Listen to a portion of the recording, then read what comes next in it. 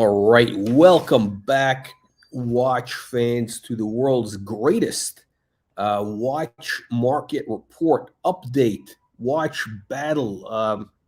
We're trying to figure out the correct name. What do we call this program where the colonel scours the world for you? That's right, for you, the punters, to bring you really some of the most interesting watches from all over the interwebs, all across social media, that the collectors out there are flexing. So let's get started with the program. And remember to leave your comments below. What do you vote today's today's watch of the day? Let's get started.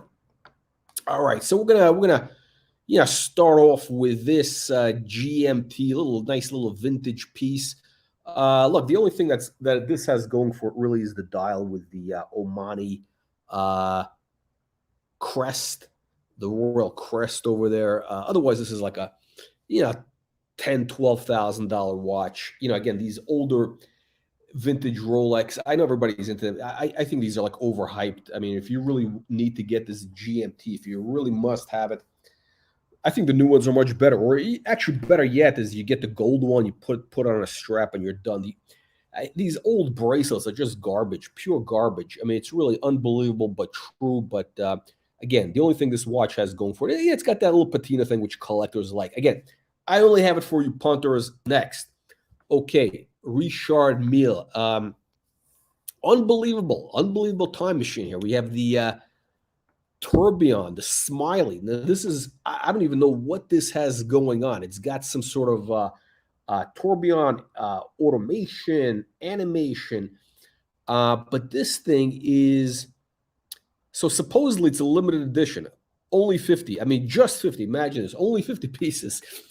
List price is $1.2 million or $1.250 million. But these are selling for, if you would believe, $2, $3, $4 million. $2, $3, even $4 million. Unbelievable, but true. All these window lickers, lollipop suckers, these crayon eaters are actually paying that type of money. I wouldn't even pay. Listen, you couldn't pay me to wear this watch. I mean, this is an absolute piece of shit. But look, this is apparently owned by a collector in Asia. Who knows? Who knows what these guys? Why? Who? What? Why are they buying this one? I don't get it. But look, it's interesting, right? I mean, the fact that Richard Mille can get $1.2 million for this watch at retail, and on top of that there's crayon eaters who are paying $3 million. So that implies, look, if there's crayon eaters paying $3 million, that implies one of two things: either that they made 50 pieces and there's such demand that they're selling for 3 times retail, or maybe Richard Mille made only 5 pieces, 10 pieces. I mean, maybe they only made 10 pieces, right? Who knows how many pieces they actually made? Maybe they're still making. Who knows? It's very opaque. And then, of course, let's dive into the next watch. We got some interesting pieces. And this is, look, FP Journe. Why do I have this? The only reason I have this is because it's kind of an interesting picture. Like the guy's flexing. He's flexing on his private jet. Now, this looks like a legitimate, unless this is Photoshop, but I think this is real, right? Guy is flying on his jet. He's got it's open to the cockpit. The pilot is working away. This guy's flying. He's giving you the flex over there. Now, this is a piece of shit. I mean, this is a piece of shit watch. I'm not a fan of FP Journe and these kind of. Now, this is a titanium case. Okay, big deal. I know, whatever. He's the greatest watchmaker. I know he's unbelievable. This is the world's greatest watchmaker. But I find the watch kind of ugly. It's kind of a poor man's. I guess this is like the poor man's Richard Mille, or the poor man's or the rich man's Frank Mueller. I mean, this is a hot mess. A hot mess. And this guy, TikTok, I think he's an Australian collector. He's got another piece. This guy is kind of an interesting selection. He's like all over the map. He's got an IWC, which yeah, I think this is the first time we have an IWC in here, and I only put it in here because it's he had a couple of interesting pictures. I think this is on another flight. He's taking this picture, and it's white ceramic, which I think is cool. I think this is actually a pretty cool look. Black dial, white ceramic. Um, it's interesting. I think it's kind of interesting. Look, if you need to get this out of your system, by all means, right? Uh, I don't really think much of it. Okay, then of course, we gotta have a Rolex. We gotta have a modern Rolex today, and this is interesting. This guy, this collector, you're gonna see a couple of pieces from this guy. You're gonna see a couple of pieces from this collection. This might be the basic. This might be like his everyday basic beater. This guy's got an interesting collection. So again, the meteorite. That's the main thing. You're paying for that meteorite, the beautiful meteorite on the white gold bracelet, white gold meteorite, red and blue. I think this is a pretty cool. I think it's a pretty cool watch. I think this is actually pretty cool. Um, if it was cheap enough, I would get one. Meteorite is great with white gold, the red blue. It's nice. It's really nice. Again, I prefer my dual time things on a two dials. I don't like this GMT. It's too confusing for me. But check this out. Let's see what else this guy has. Okay, he's got another meteorite piece. He's got the Daytona. Again, white gold Oyster Flex. It's pretty nice. Again, I don't like the ceramic. Not my thing. But again, here's so we're gonna go. He's got a couple more interesting things here, and we're gonna be showing you some interesting collections. These are all multi-piece collections here. Same guy. This is the same guy. The watch rookie. The watch rookie. Audemars Piguet Royal Oak. This is the white gold with a salmon dial. Look at that salmon dial. I mean, that is cool. And with the white gold, with the white indexes, it's almost like brownish, kind of pink, brown, whatever you want to call this color. And look, the guy's a stylish guy. He's paired it up with, he's got the right colors in his outfit. I think this is a beautiful. Look, I'm a sucker. The Colonel is a sucker for AP.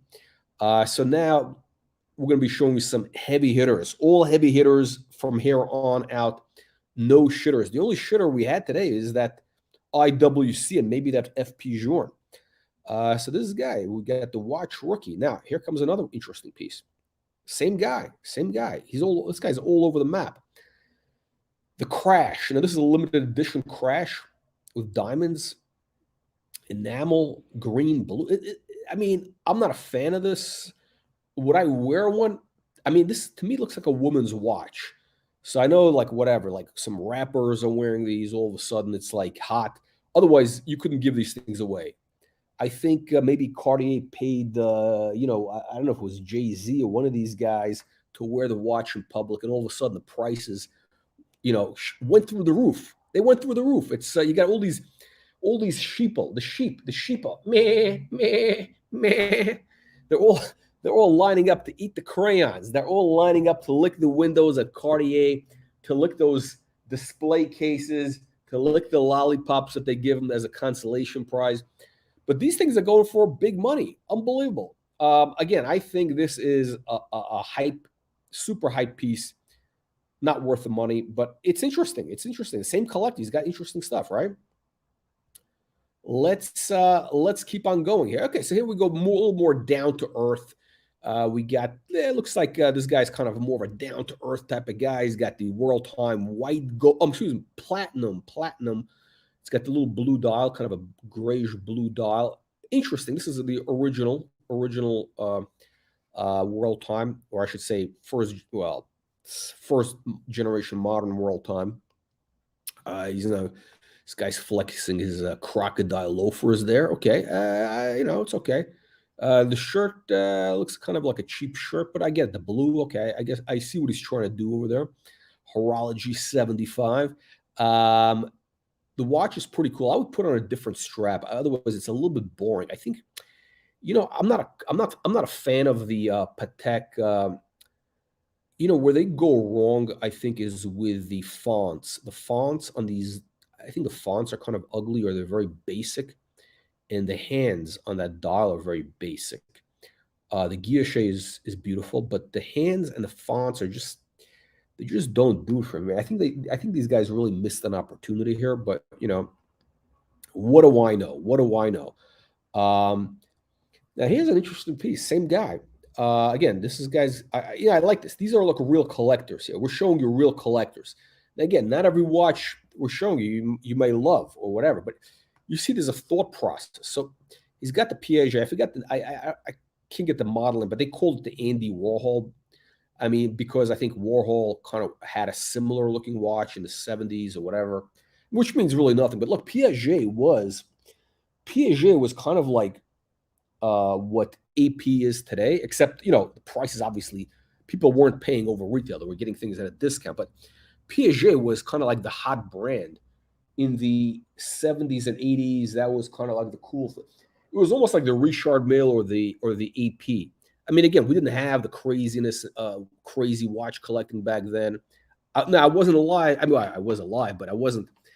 I wasn't. I was old enough to understand anything about watches in the 70s or early 80s. But back in the 70s and 80s, like the international jet set, they wore Piaget. They wore Piaget, and I guess Piaget is trying to live off the hype. Again, this has nothing to do with Andy Warhol. I think they just call it that. Somebody called it that, but that's not. Um, this has nothing to do with Andy Warhol. But look, the meteorite is stunning, stunning. They did a beautiful job. Piaget did a beautiful job with the meteorite. The case is beautiful. I love these like cushion type cases. These like funky, it's like a TV dial, stepped up case. I think it's stunning. I think it's a stunning piece. And even again, they have it on a basic black strap. This guy's kind of a dull guy, conservative guy, I should say. This is probably the wildest watch he has in his collection. Again, look, I mean, no offense intended. I'm sure. Look, I'm sure. I don't know. I'm sure the guy's a great guy or whatever. But you can see it's more or less a conservative guy. But this is a stunning piece. I love this piece. The retail on this was 25.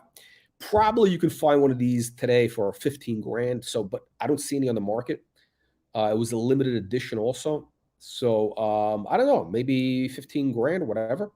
Beautiful piece though.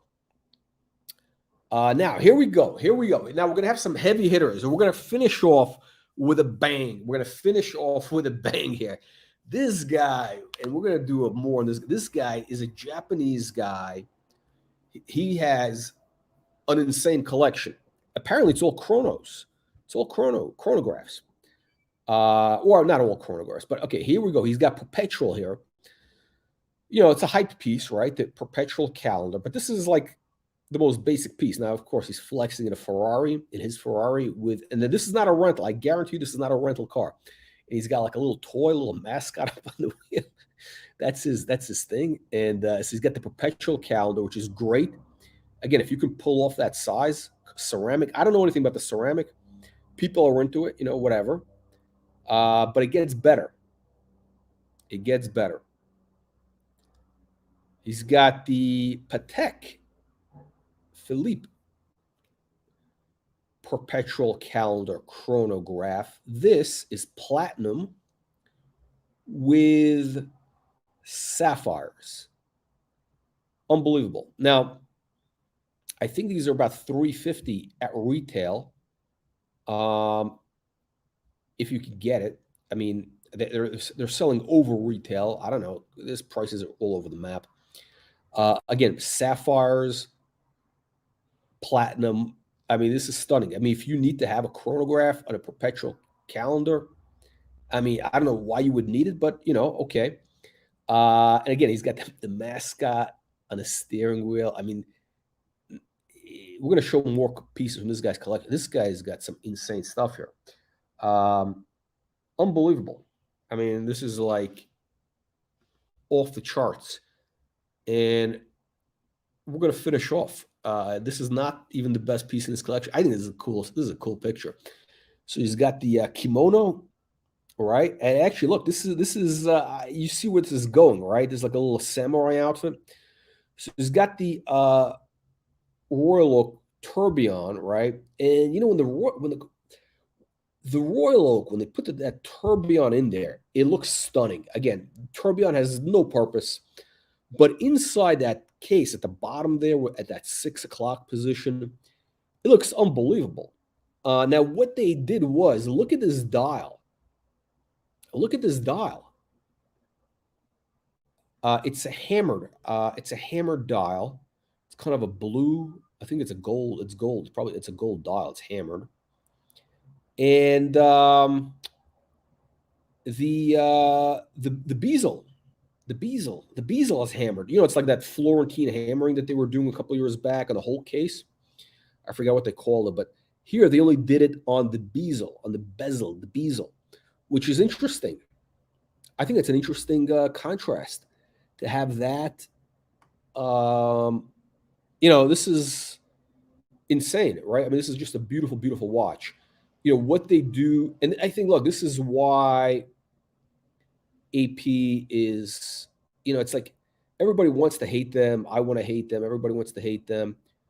But, when they really do one of these pieces, it makes up for all their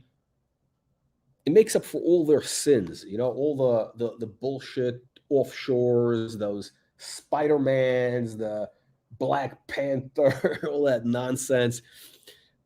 This piece makes up for it. And by the way, this guy, he's got that Spider-Man, which is crazy. I don't know why, but I guess he's into cartoons. He's into the anime stuff or whatever.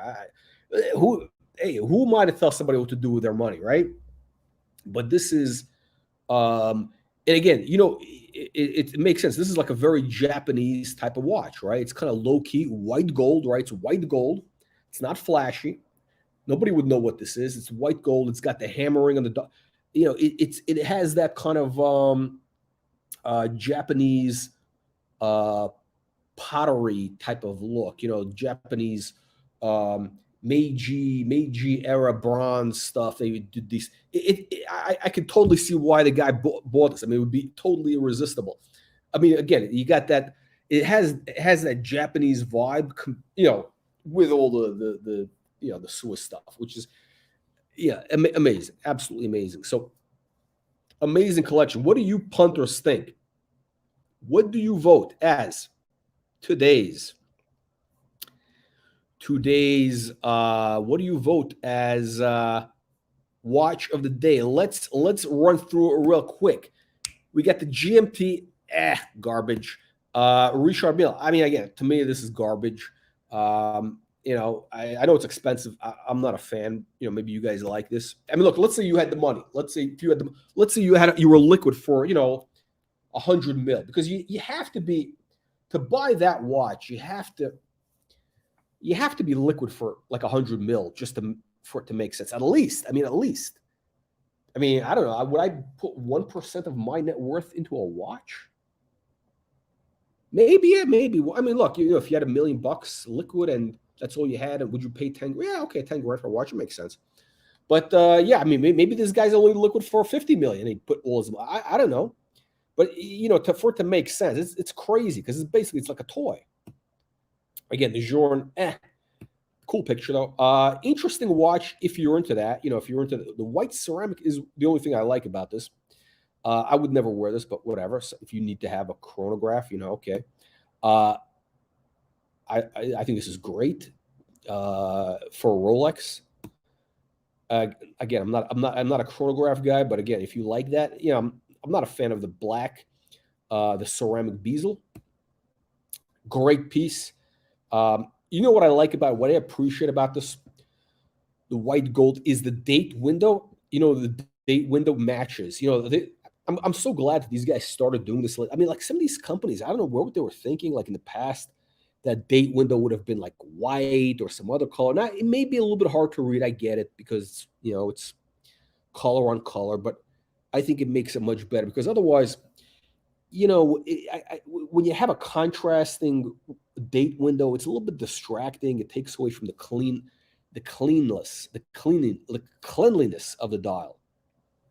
But this is beautiful. The hands, the hour markers, those thick indexes, they're like thin white gold. Beautiful, beautiful. I think this is a beautiful piece. I would never wear this. It's kind of a woman's watch to me. Crazy, well, ridiculous, whatever. A little bit boring. I find these a little bit boring, but whatever. Um, and again, I think maybe that's why these haven't caught on. They look a little bit old fashioned. They look a little bit. They just this this is the modern era of Patek. This is like in the 2000s, early 2000s, when they started doing like the travel time, which I have. But this thing just looks, it just looks kind of old. Looks like your grandfather's watch. And I think that's why these prices are down. Again, this is a platinum, so it's a little more valuable. And I'm saying 50, but probably in the 40s. I'm not a fan of these that much, but it's interesting. Beautiful piece, Piaget. I would buy this. If this was like 15 grand, I'd pay for it.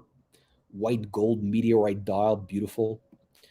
Um, Perpetual calendar. I love the layout. The watch is too big for me. I wish they did this in a smaller case size, in steel or gold.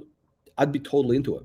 I mean, not for this price. I don't have 200 grand for a watch, but you know, um, if they did this in a 38 millimeter, it would be great. Again, stunning piece, not my thing, but the sapphires. Wow, sapphires, platinum. What a combination. Um, and finally the tourbillon. Again, to me, tourbillon totally useless, but this is a stunning piece. I mean, they pulled it off. Limited edition of only 33, and they also did this in rose gold with like a chocolate dial. So I don't know. What do you punters think? What do you vote as the watch of the day? Leave your nasty, vicious comments below, and I will see you all on the next one.